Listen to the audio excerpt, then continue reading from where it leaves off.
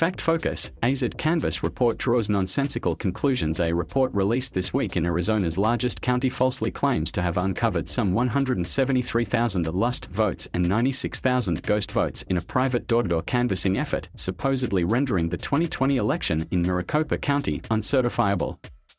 But its conclusions aren't supported by any evidence, according to county election officials and outside election experts, who called the report's methods quasi-science and its findings inaccurate. Still, the 11-page document, which is separate from an ongoing partisan audit in the county, has been shared widely in conservative media and by Republican politicians, including State Representative Mark Finchem, who is campaigning to be Arizona's Secretary of State, the state's top election official.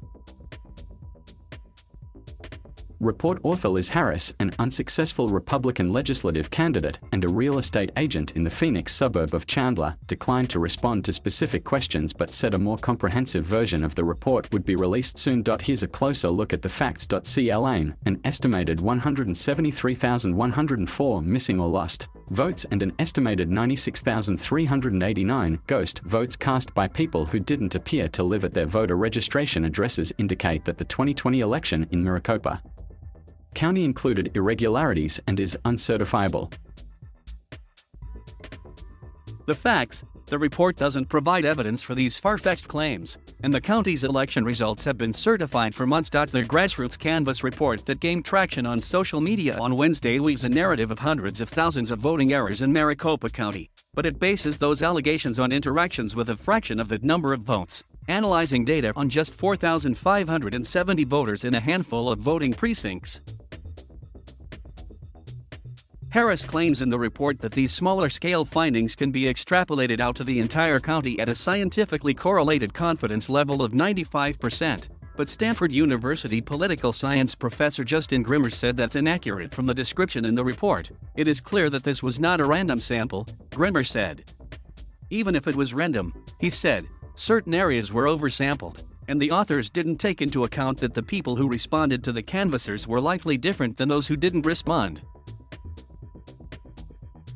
Their samples simply cannot justify their inference to the entire county, Grimmer said. Harris's initial report offered just one specific example out of nearly 270,000 alleged ballot irregularities. It claimed on the cover that an address in Goodyear, Arizona, was a vacant lot from which voters cast illegal ballots.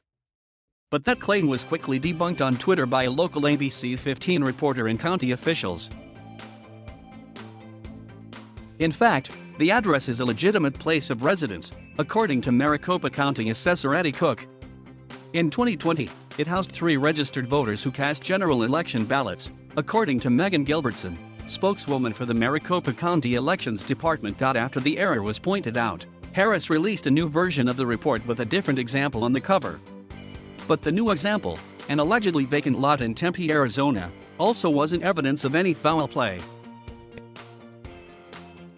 The address is vacant now but used to be a mobile home park, according to Gilbertson. In 2020, one person who cast a mail-in ballot listed it as his permanent address. He requested his ballot be sent to a temporary address elsewhere, which is legal. And there are other concerns to be aware of when it comes to sweeping claims of lost votes and ghost votes, according to Tammy Patrick, a senior advisor at the Democracy Fund and a former Maricopa County elections official. Claims of lost votes, or votes cast but never counted, are problematic because research shows when people are asked if they voted months later, some will lie and say they did. Voters will overreport their participation in light of social pressure to demonstrate actions that they perceive as socially desirable, Patrick said. Meanwhile, claims of ghost votes, or votes cast from addresses where people don't seem to live, don't consider the fact that military and overseas voters are legally allowed to vote from their last domiciled address, Patrick said. Called for comment. Maricopa County Recorder Stephen Richards said he was happy to address questions about potential errors but that, so far, no actual problems have been identified. He said he asked Harris for specific examples of irregularities in March and she never followed up.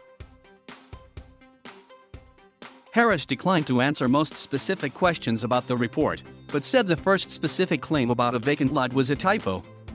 She said that she was confident in her findings and that a more comprehensive report would be released soon. Finchem, the Secretary of State candidate who shared the report on social media, declined to comment.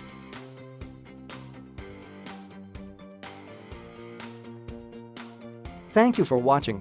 Please subscribe